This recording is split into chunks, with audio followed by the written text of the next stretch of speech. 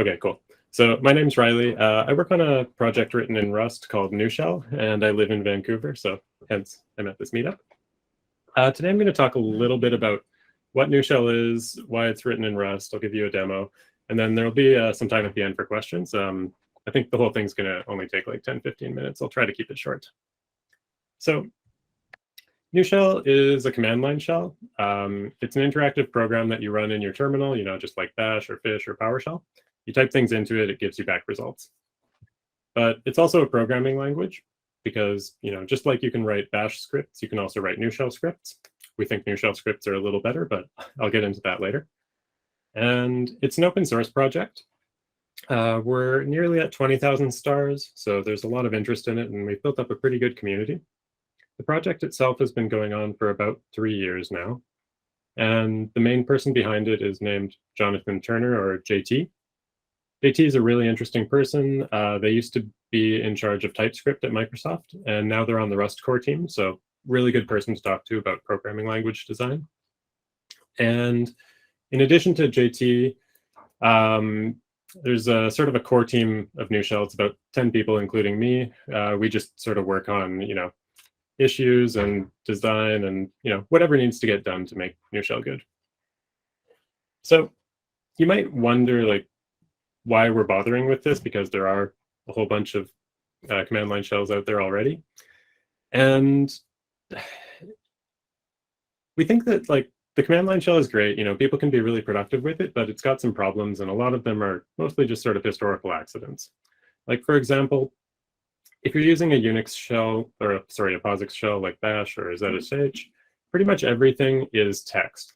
You take text in, you spit text out. The only real structure there is just line breaks in between lines.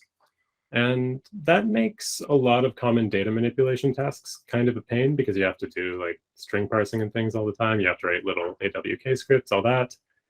And so Nushell is a structured shell. We operate on structured data, typed data with columns and rows and all that. And that makes a lot of things easier. I'll show you more about that later. It actually takes a lot from PowerShell in this regard. We think PowerShell got that right, so we're stealing it. Another thing is that a lot of existing shells aren't so great at real programming. There's sort of this general wisdom that as soon as your shell script gets even remotely complicated, you should turn it into or you should move it to a real programming language. And Nushell does things better than Bash in this regard. It has many fewer ways to shoot yourself in the foot when you're writing a script, and so we think we can build more complex systems in Nushell scripts than you can in Bash scripts. And finally, a lot of existing shells don't have great cross-platform support. If you're just on Unixy systems like Mac OS and Linux, then yeah, you can get pretty far with Bash or ZSH. But then as soon as you need to use Windows, you run into some trouble. And vice versa, in theory, PowerShell works on Linux and Mac OS just as well as Windows. In practice, it doesn't always. So we take cross-platform support really seriously. We support, the 3 major operating systems, and yeah, we want you to be able to we want you to be able to learn Nushell once and then use it anywhere. So that's a bunch of talking. Let's just dive into a quick demo to show you what Nushell looks like. So I've got Nushell open here in Windows Terminal. And if I type ls, I can get a list of files in the current directory. So Nushell has a bunch of built-in commands that work the same way as the usual sort of Unixy shell commands, because we want to respect people's muscle memory and make it easy for them to adopt. So right away, you can tell that this isn't just text. It's actually, a table of data. It's got columns and rows and all that. And if we want to pull out just part of this table, say we want to get just the file names, we can do that like this, where we take the output of ls and pipe it to a new command called get that just gets one specific column. So that sort of thing's really easy. But we can also do more interesting sort of data queries and things. So for example, say we want to get all the files over a certain size, we could write that like this, where we pipe everything to a where command with some logic and a clause. And it shows us that we only have one file over 100 kilobytes. And If I go back and tweak that command just a little bit, take the KB off the end, we actually get a pretty good error, because Nushell is typed. That size column is actually like a file size type, not just like an integer or anything like that. And so you can get very good errors and whenever you are using the wrong type. Okay, so that's ls. If I type in ps, I can get a list of all the processes running on my machine. And then one really important thing about Nushell is that no matter where your data comes from, you can sort of work with it the same way. So for example, if I wanted to get all the processes that are using more than 200 megs of memory on my machine, I can use the where command, just like I did with ls. And I could also start building up more complex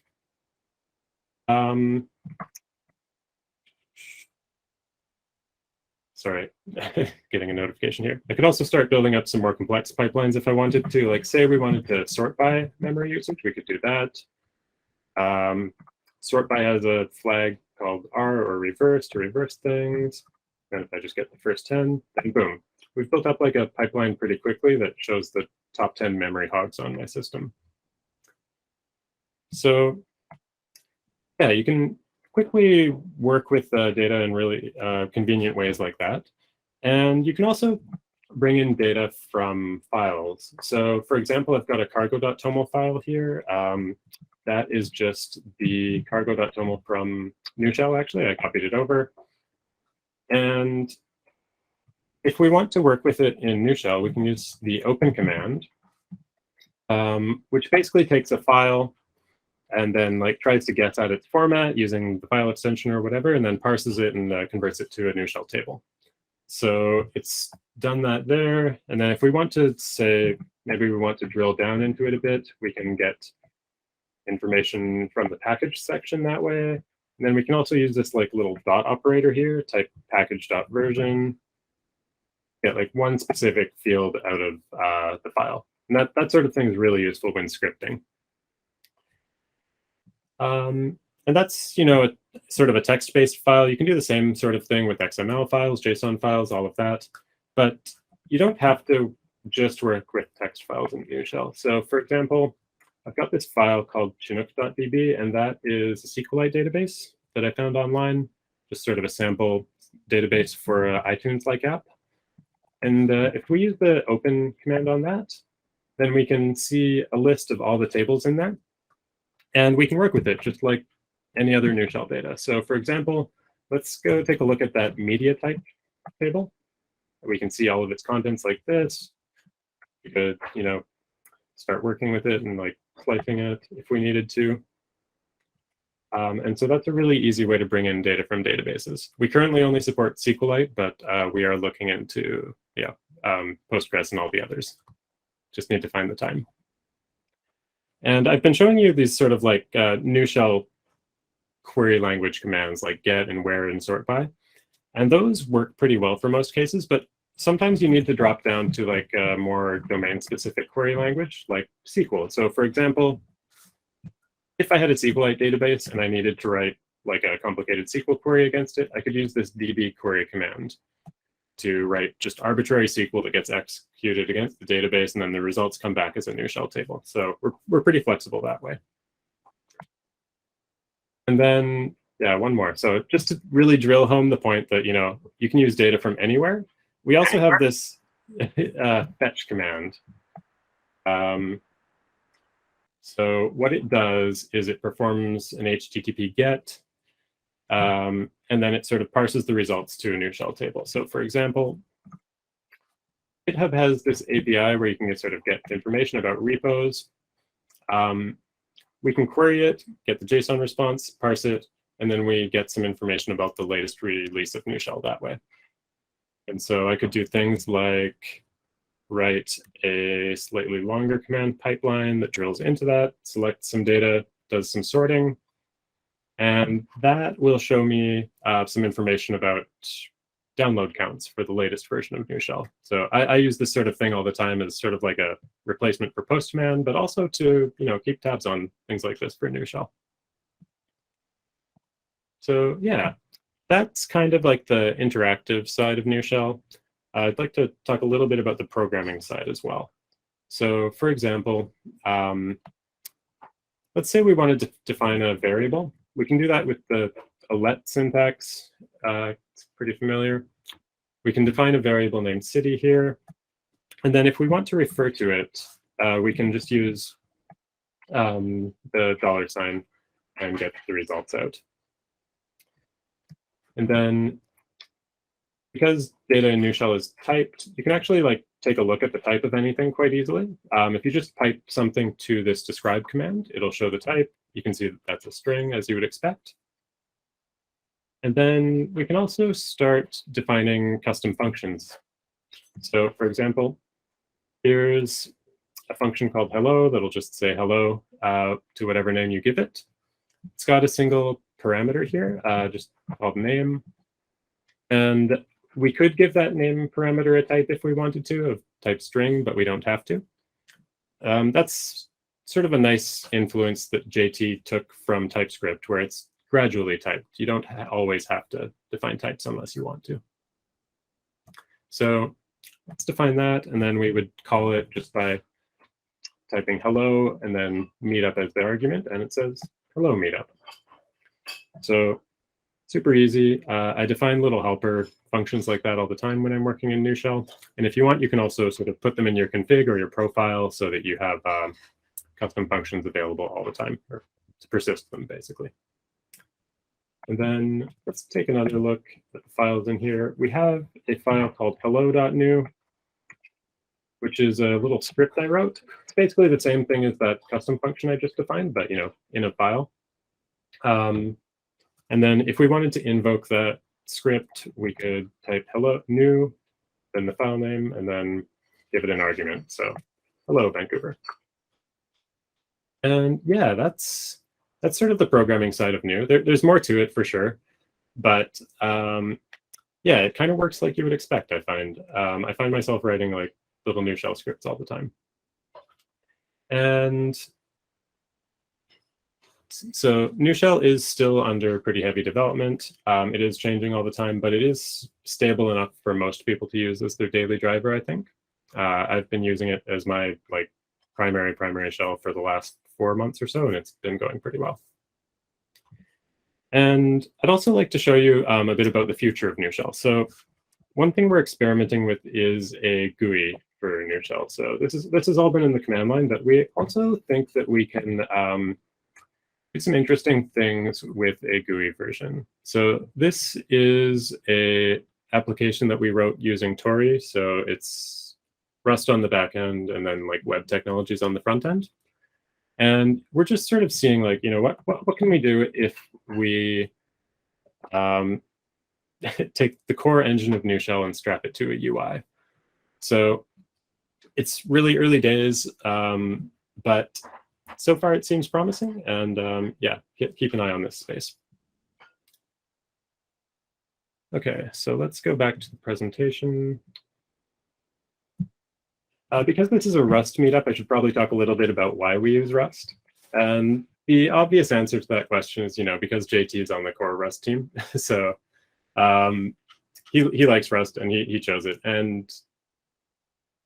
But I don't think that's the only reason. There are actually really good reasons to write a command line shell in Rust. And the first is just, performance. Command line shells need to run in environments that can be very resource constrained. You're not always running a command line shell on your fast developer computer. You might be running it on a slow cloud VM with runaway processes that you need to kill.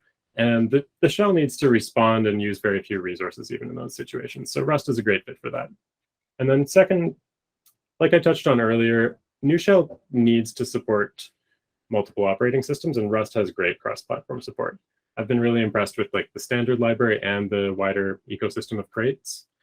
In general, I think Rust does a really good job of creating abstractions that work seamlessly on Unix systems and on Windows, and not many languages do that. And then finally, Cargo's a pretty good package manager. Nushell's a very ambitious project. We want to support 1 million different data formats. We want to support all the major OSs. We can't write all of this code ourselves, and so we need an ecosystem of packages. It really helps for that. And yeah, I think that brings us pretty much to the end. So if you want to try out Nushell, we are available at nushell.sh. There are pretty easy install instructions there. And then do feel free to follow up with me. I'm on Twitter at Riley Wood. My other contact info is on my website. But also, yeah, I'd be happy to answer any questions that anybody has right now.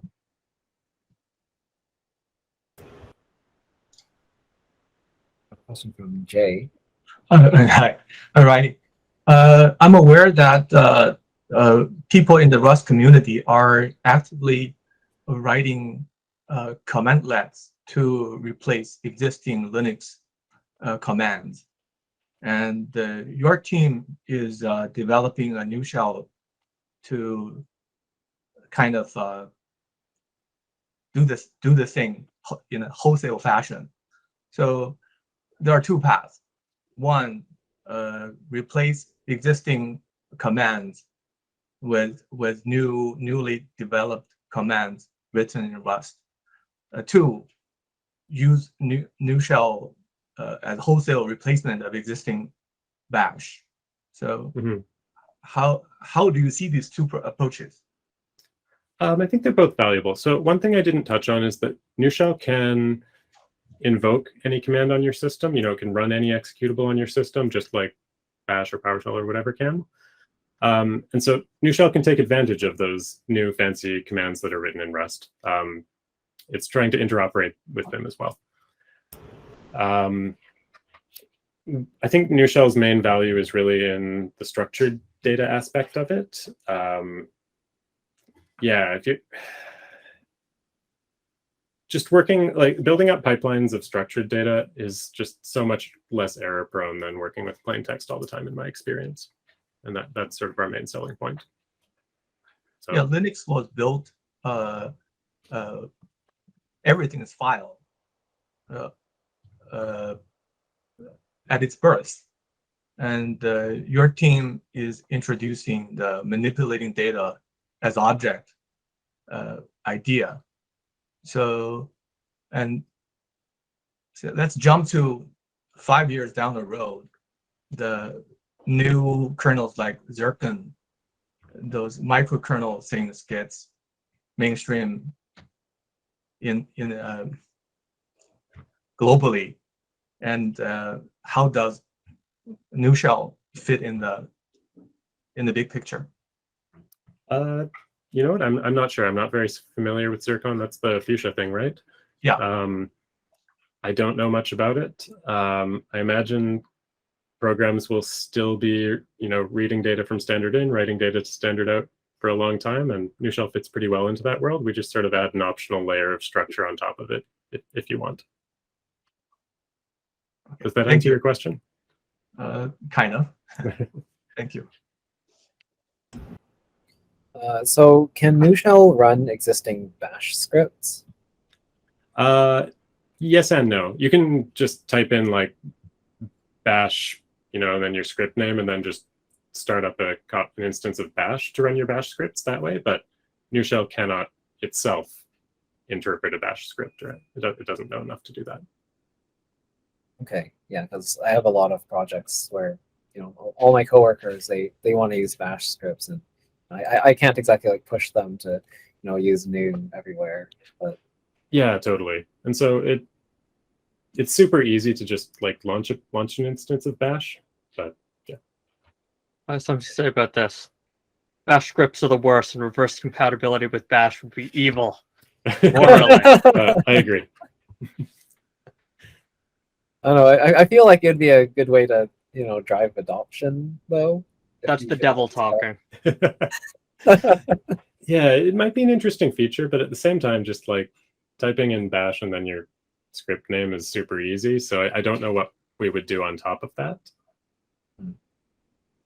Yeah, like right now, like most of the projects I've been working on, like once a Bash script gets a little bit more complex, everybody's just like, oh, let's start using Python because Python's a scripting language. It's like the closest thing that we have to something like Bash, and it's a lot easier to use. So Mhm.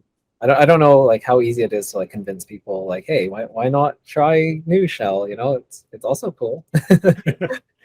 Yeah, I guess people tend to try it out as just an interactive shell, and then they learn the commands, and then they're like, oh, I could write a script with this, and then they do. So that's kind of how people get into the scripting side, I find.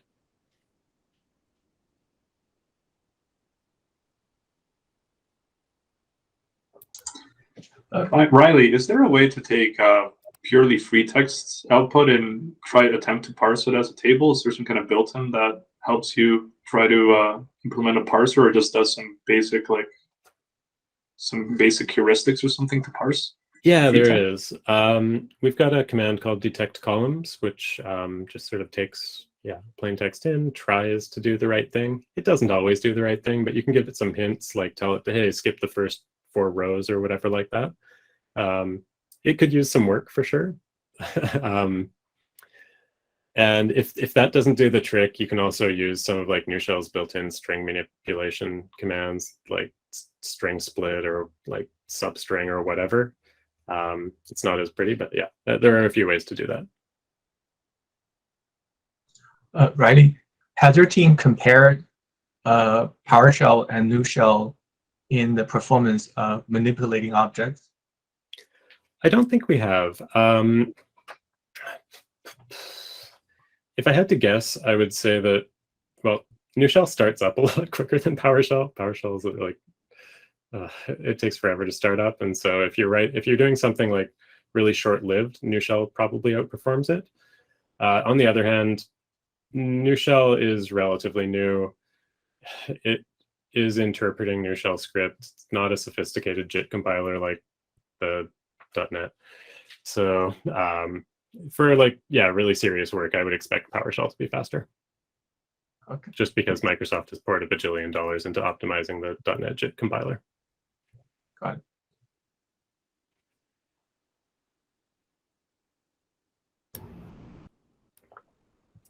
Out of curiosity, like what is the UI exactly going to enable versus just using Nushell through like the command line terminal?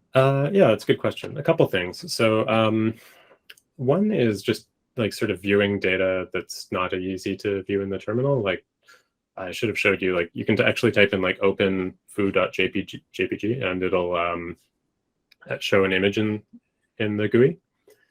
So you can view new types of data. It also enables a few new interactions. One thing we're playing with is like you type ls, you get a list of files, and then you can like click into them rather than like having to type in open and all that.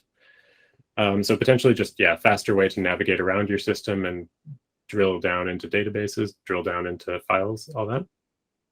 And I think the biggest thing is just that we're hoping it'll open up Nushell to a lot of people who aren't able or interested in learning the command line for whatever reason. Like, I don't know. This is the Rust programming meetup, so that's not a lot of people here, but I do find that as soon as you like show a command line interface to a lot of sort of non-technical people, they are not interested. And so, yeah, I think it'll open up the user base quite a bit. Fair enough. I mean, it kind of sounds to me like you're going in the direction of doing like more data sciencey things, like maybe like Python. Yeah, quite a bit. So this is not something I really work on much, but Nushell does have support for data frames. And so that one of the Nushell developers is really excited about sort of competing with pandas, basically. And yeah, you'd have to talk to him about that, but yeah, that's one of our goals for sure. Interesting. Did you want to talk about like the development side of Nushell at all, like how it's been actually like working with Rust? Because I know Alex was mentioning, compile times. Yeah, sure. First, it looked like Paul raised his hand. Paul, did you have a question? I didn't see that. Sorry. Yeah, it was quick. I guess maybe I missed it, but the concept of Where Nushell has on return structures, that was my biggest holdback with PowerShell is getting messages back and forth, having a success with a message or a failure with a message, and all these weird combinations of objects on the pipeline. Do you have any thoughts towards what I will see in improvements in the future? Sorry, I'm not sure I understand the question. What was your issue with PowerShell? So with PowerShell, it's really difficult to have testable unit object functions like this kind of that because anything in a return, any content in the object is recognized as a true statement. You can't analyze something, a function that ever returns true or false, because if it ever returns anything in the object rather than its primitive, then gets cast to a true. Now, obviously, there's correct typecasting and other things tricks to do, but I was wondering if you had thought about more or less the non-optimal flow of execution, because the concept of an advanced pipeline or forking of pipelines kind of pulls this question towards us of like, well, I had this problem with PowerShell. Yeah, it sounds like there are a couple questions there. Yeah, I will say that handling errors is maybe not Nushell's strong suit right now. It's definitely something we need to work on. And in particular, dealing with like standard out and standard error separately, like you often want to do in Bash, like redirecting one of those is not quite as easy as it could be. That's an area where we need to spend more time. Yeah. Sorry, did you have any other questions or any specific points you wanted me to touch on? Yeah, I guess it was like, is there any thought somewhere to look forward to of this advanced, this topic that hasn't really, and I guess it hasn't been talked about much. That's a good question. I think it's not an area I've worked on much. Yeah, I'm sorry, I don't have a great answer to it. Well, thank you. No problem. And yeah, Jonathan, you were talking about sort of the development experience with Rust. Yeah, it's been interesting. So Nushell is a very big project. If you build it in debug mode, it's something like 450 crates. If you build it in release mode, it's something like 600. And so, yeah, there's no way around it that like compile times are slow, and that is a pain. I've actually spent a lot of time optimizing our CI because of that. I wrote a blog post that I'll link to in the chat later, but basically, for a while, we were dealing with like 30-minute CI runs on GitHub Actions, which was just a nightmare. Yeah, we've definitely found a lot of ways to improve things. Like we use caching pretty heavily in our CI pipelines, but yeah, I don't know. The faster the Rust compiler gets, the better, I think. And it's also a real pain to work with it on Windows, I find, just because if you're on Linux, you can use the mold linker, and that makes everything so much faster. But yeah, compiling Nushell on Windows is pretty slow. So would you say that compile times are like the biggest challenge with the project right now, or? I think the biggest challenge is that, it's an open source project and we're all volunteers, and just, yeah, finding the time to work on things is the biggest challenge for us. But yeah, faster compile times would certainly help. Makes sense. Do we have any other questions or comments, concerns, feedback? Yeah, I have a quick question. So I use Z Shell, and I think one of like the built-in things in Z Shell is like those Git shortcuts. So like instead of typing in Git space status, you type in GST. Yeah. Is there something similar over in Nushell? So you can do aliases in Nushell, which so you would basically Yeah. define an alias like GST equals get status or whatever. It sounded like maybe you were also touching on completions, or am I? No, I think they're aliases actually. Okay. So I guess I'll have to define my own then. Yeah, yeah, pretty super easy to define your own. Yeah, Okay, cool. Okay, thank you. no problem.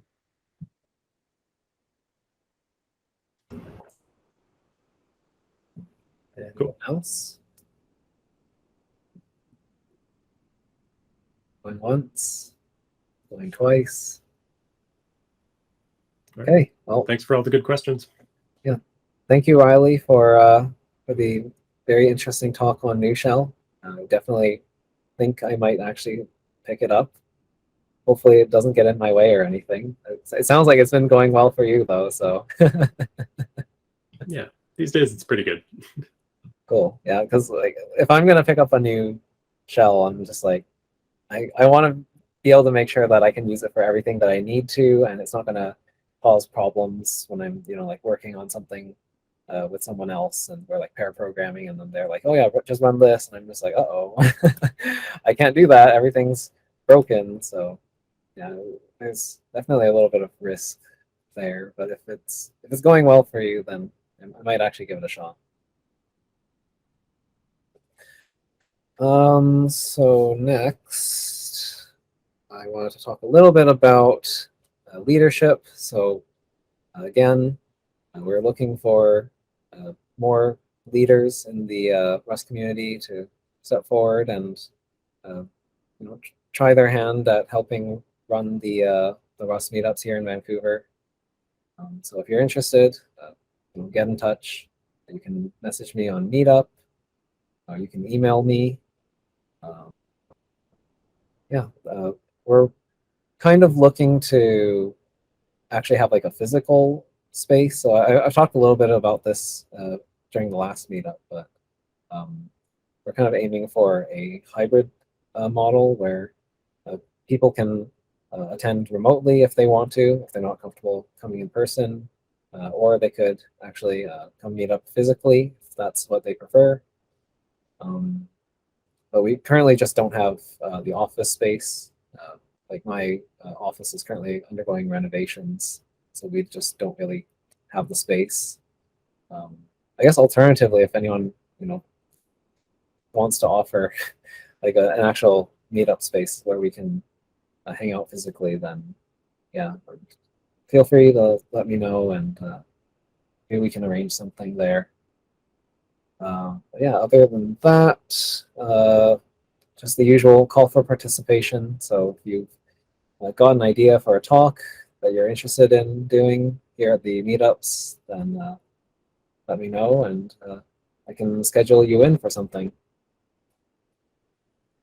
Oh yeah, Riley, do you have you had slides, right? If you would be willing, could you submit a PR to the Vancouver RS Talks repo? Yeah, sure. Cool, thanks. So yeah, without any further ado, I think I'm going to go into the usual news segment. So I'm just going to share my screen.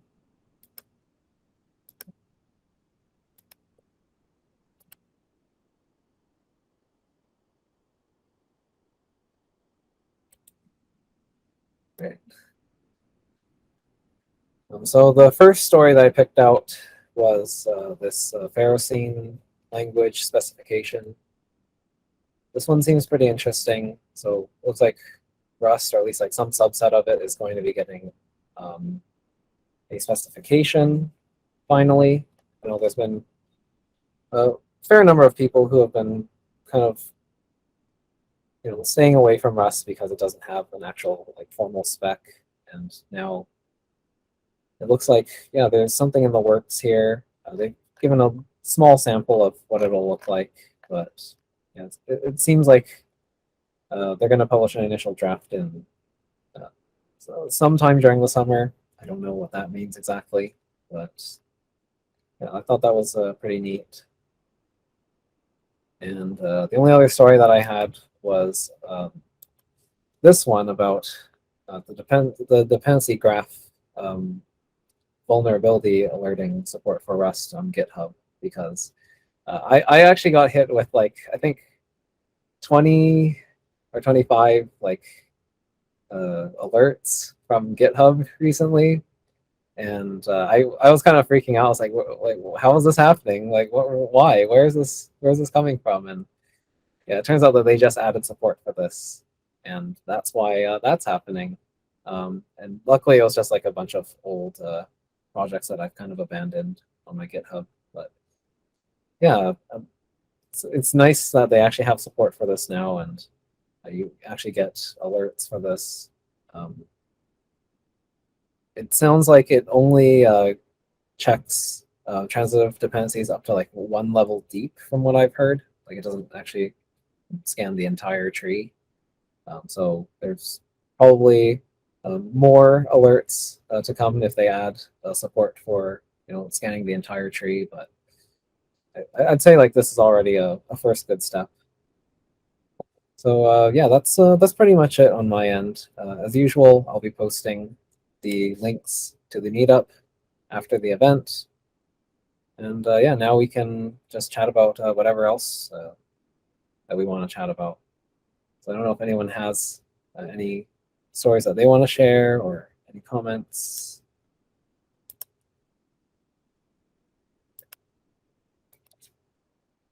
Has anyone else encountered lots of alerts from their Rust projects?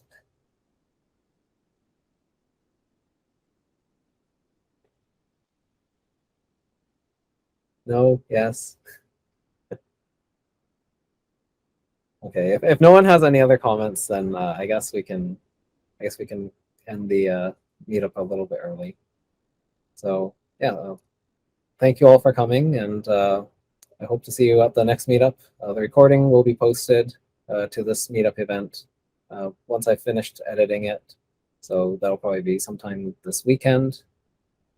And yeah, I'll talk to you all later. I don't know if you want to hang around, Alex, but We can chat maybe a little bit later, just to make sure we ended on a nice, crisp ending. yeah, fair enough. All right. Well, I'll see you all hopefully at the next meetup. Thank you all for coming. Thanks, Riley. Thanks, Jonathan. All right. Bye. Thank you.